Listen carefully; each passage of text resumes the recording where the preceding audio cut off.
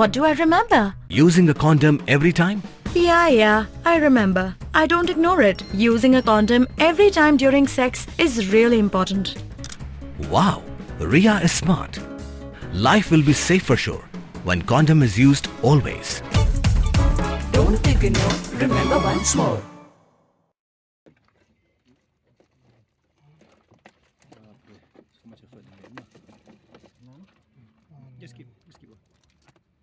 Ki pulit ka jela haringkat ka kinhun Anti-Narcotics Task Force ANTF. Hapo ka jingalam u Additional Superintendent of Police ka West Giant Hills uba Jason Myrom MPS kila yok ban kemno ya arngot kinong Manipur bat yok ban kurup shibun ba u drug heroin uba syongdor hadu R.San klur tingka. Ki pulit hadin ba kila yok ya kajingtip ka bathikna kila pelong kajingpen up shrip hakamit senya jong ka arpunyo trik nailur hadin bagila penyeng no ya kawe kali tata kabarannya number ML not san ke Arlai Wesan hajan Pramer Police Traffic Cell katba kadang wanna kathan klerian da kajing tmu banit sajwai u Superintendent of Police ka West Giant Hills Ujakpal Singh Dhanau uloong baha kajing talasi ki pulit kala yok ban kurup no hadu sanpau tlik sinduk saban balathep ya udrok heroin ubadan kajingkia ka bahadu sanspa khat R.Henry gram yai ki bala buri bha ki benta jong kali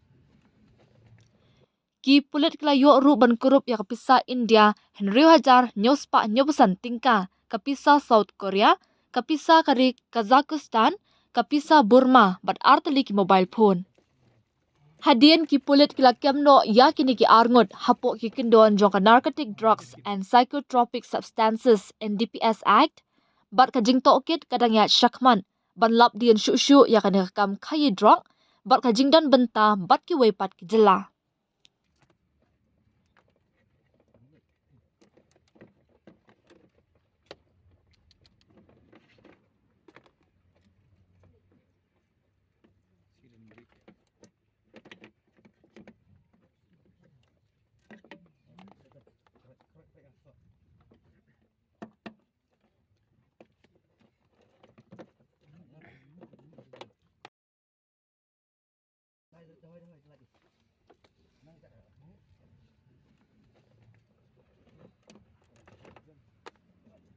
Dude, Priya and Reha both want to meet me today. I just met Shreya yesterday. What should I do? First, go and get yourself tested for HIV. HIV test?